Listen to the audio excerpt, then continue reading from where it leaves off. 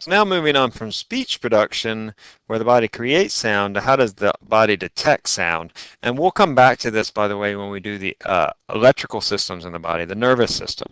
So at a basic level, our ears simply detect vibrations.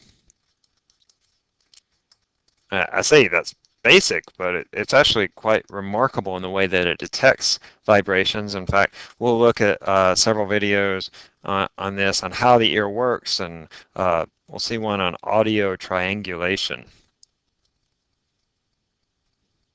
Pretty remarkable. Anyway, so the ear has three parts. That is the external or the outer ear.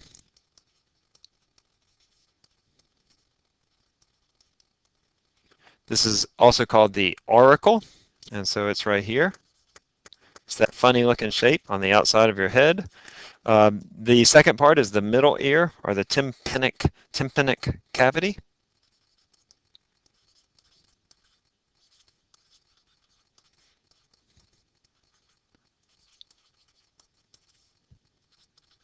Tympanic, like a timpani. So the middle ear extends from here down to the eardrum. And then the inner or internal ear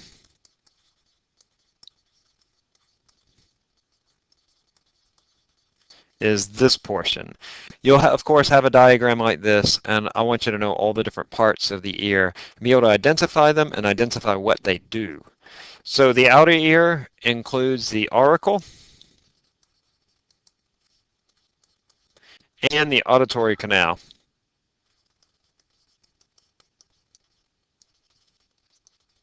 So I'm sorry, I misspoke here. Actually, the external ear will go all the way down to here. So it includes all of this space, this canal, and then what you have on the outside of your head. So the auricle is the visible part of the ear.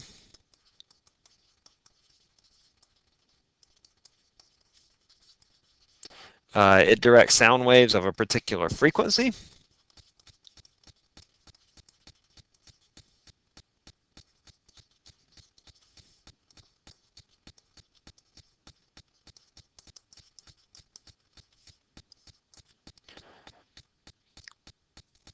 So they're actually remarkable because the auricle, it has a funny shape, and that funny shape is intended or is designed or is just such as it is that it detects frequencies or helps to accentuate the frequencies that you most need to hear.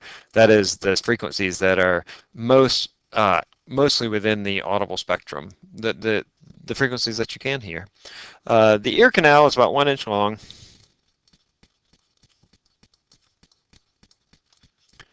And it's open at the auricle,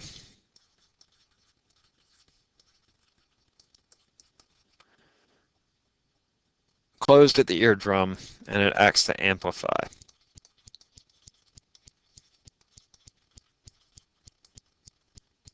It amplifies the sound.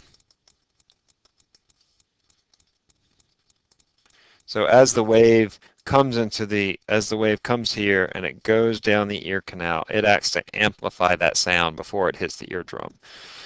Okay, so now the middle ear includes the eardrum and three bones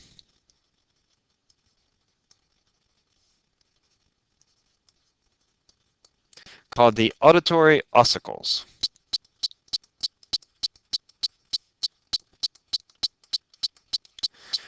These auditory ossicles act as a lever to increase the force.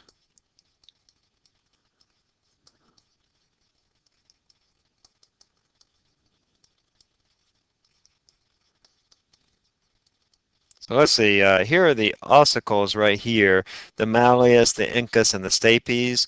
Um, this is my eardrum right here. As it vibrates back and forth, you have a couple things going on. You have Pascal's principle, first of all, where I have a pressure on this large area being exerted onto a small area, onto the inner ear, and so I get a bigger force on that smaller area. But I also have these levers acting here. Uh, so remember when we talked about levers where I have a small force here that I can get a big force here.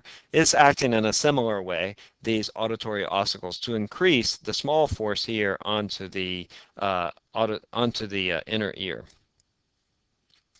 The middle ear also has the opening to the pharynx. This is called the eustachian tube. This is to equalize the pressure with the atmosphere. These can get blocked with mucus and inflammation.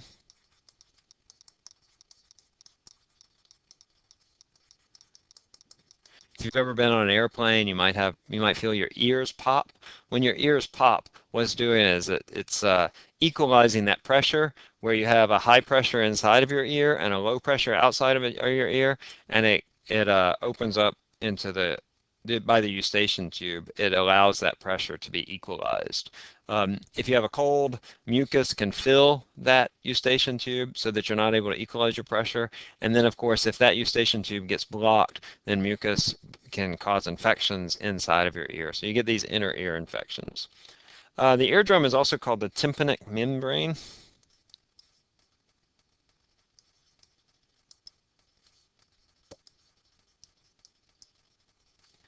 It vibrates when sound impinges upon it.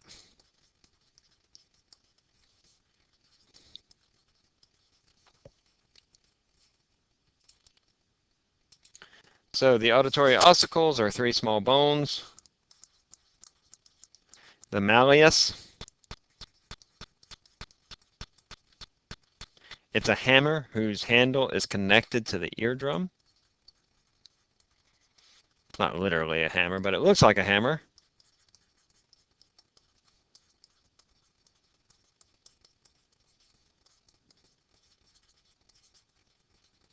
The incus looks like an anvil.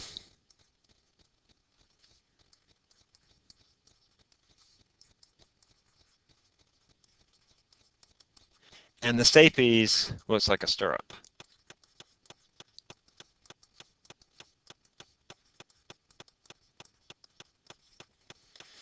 The ossicles transfer vibrations.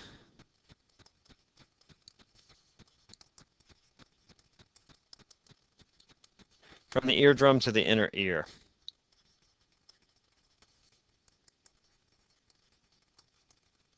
The pressure of these vibrations is multiplied by about 20. And remember, I said this earlier that I have this lever set up where if I put a small force here, I can get a big force here. And so that's what those ossicles do, is they act as a sort of lever.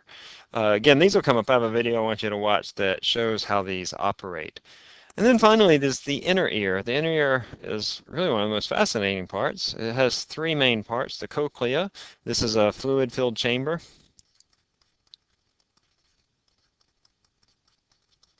That receives pressure waves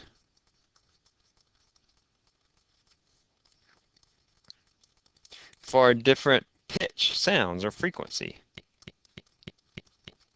So that tympanic membrane will vibrate back and forth at a rate that's dependent upon the frequency of the sound. So a higher frequency sound, it'll move faster. A lower frequency sound, it'll move slower.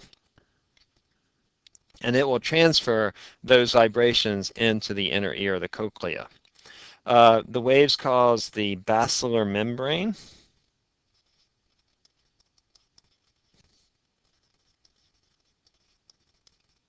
To vibrate in different ways depending on the sound. Let's see, I think that the basilar membrane is labeled on this, but I can't see it right off. I think it might be right here. I'm not sure. Hopefully you can see it in your book. I can't see it right away. Fibers in the basilar membrane stimulate hair cells.